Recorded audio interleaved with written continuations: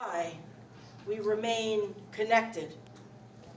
We are connected by an eternal human mystery, and so it is in this light that we have gathered together today to be with one another, to comfort one another, and to support one another, while at the same time celebrating the timeless gift that Doug Ratcliffe remains to each one of us.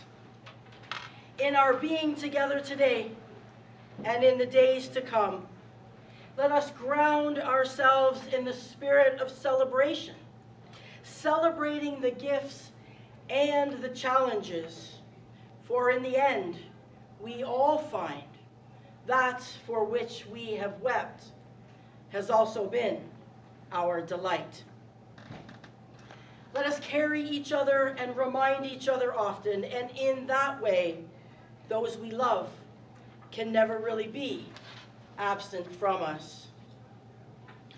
If there's anything I know for sure, it is most certainly that love transcends all that is here and now and all that is beyond. And it is there where Doug forever dwells, in the spirit of love. Just so the community is aware, there will be an opportunity during our time together in which I will open the space if anyone would like to say a few words.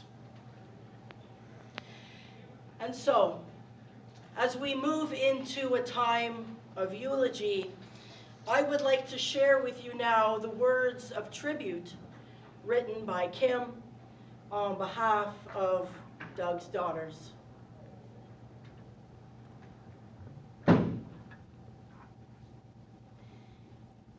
Doug was not our dad by blood.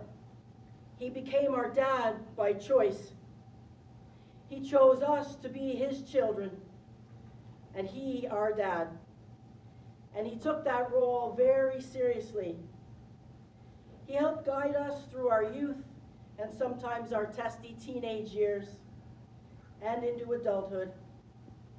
He taught us how to drive, nearly landing in a ditch more than once. But he stayed calm, as he always did.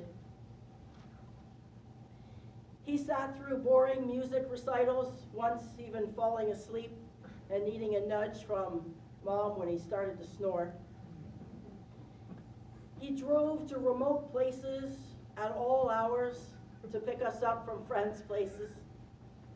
He took us to car and airplane shows, always better if we could ride in the Mustang. He brought us to the family farm in Kincardine, where we enjoyed so many childhood experiences. We visited the cheese factory, watched the parades with bagpipes in town, toured the power plant, and swam in Lake Huron, just to name a few. He proudly walked all three of us down the aisle on our wedding day, our mom joining him for Tammy's big day, one on each side. He loved his grandbabies, Brooklyn, Jacob, Emerson, Taylor, Chase, and Trent. Anytime he was invited over, he would say, sure, any excuse to spend time with the grandkids. There was never a request for a daddy-do that went unanswered. He built a shed to keep his grandkids' bikes and toys safe, built a clubhouse, trimmed trees, dug ditches, assembled furniture, and mounted TVs. He did whatever we needed him to do. He was the family IT tech, always repairing computers, replacing keyboards and hard drives and programming systems. There wasn't a computer problem that he couldn't tackle. After he and Mom divorced, he remained a constant for us and for her. He helped our mom with her computer and did odd jobs around the house. When he had a nasty fall several years ago, Mom offered for him to stay with her. He arrived in August and went home on Boxing Day, a little plumper than when he arrived. When Mom fell ill a couple years ago and needed 24-hour assistance, he helped us take care of her. He would stay for a day or two at a time, and he was the only one who could get her to eat. He said with his signature chuckle, well, that was because he didn't give a crap if she got mad at him for insisting. When Mom passed away, he spent months practically living at her house while he cleaned, repaired, and readied her house for sale. He said it was because he owed her for when she took care of him a couple years earlier. But the truth is, we couldn't have done it without him. His generosity with his time and skills was not only lent to his family. Doug was a long-time devoted member of the Pioneer Sportsman Club, holding several board positions over the years, sometimes many at once. He also had many unofficial positions and tasks he took on as his own: floor cleaning and waxing, shoveling the walkway, trimming tree branches, pulling dandelions. You name it, he's likely done it. It was his home away from home, and it was where he liked to spend his spare time. He was a strong, stoic man of little words. He worked at his pace and in his way, and he accomplished so much.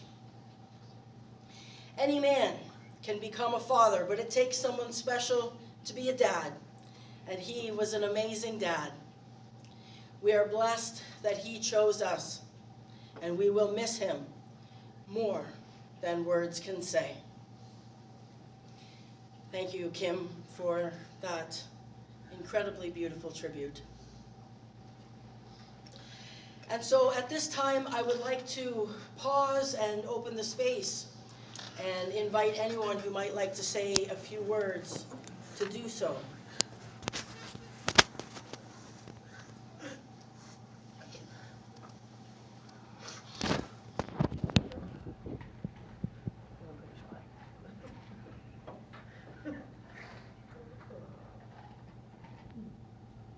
There will be lots of time this afternoon to share stories and memories with each other in your own way.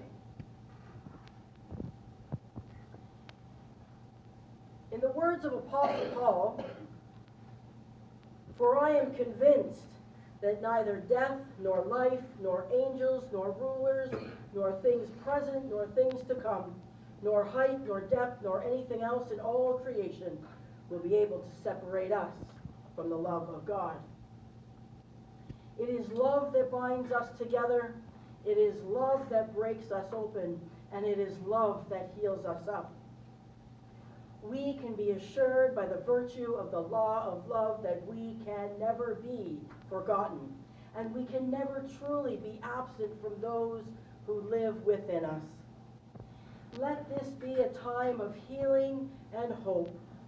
May love's spirit awrite in us all that lingers unresolved, for we are set free by the softening of our hearts and the embracing of all that love calls us to be. Love has an energy, and energy is a strange and wonderful thing. Science tells us that energy can never cease to exist. It changes, it exchanges, and it transforms, but it never ceases to exist. When we think about those we love, when we share the memories of those we love, we actually bring forth the essence of those we love. For nothing good in our lives is ever lost. And so in this way, just as in life, Doug remains an everlasting guide for us all. It is true that sometimes we do not hear the voice of love around us. And so it remains important that we remind each other often. Let us be a people of courage. Let us look boldly into the hearts of each other and see that Doug is forever among us. Take good courage, and when you find yourselves confused between grief and celebration, remember that energy is unencumbered. Doug is neither here nor there. Doug is now everywhere. Doug is free and at peace, and in this way, we may be at peace also. Doug never asked for much, but there was one thing he did ask for. Doug wanted bagpipes. And so here you go, Doug. This is for you.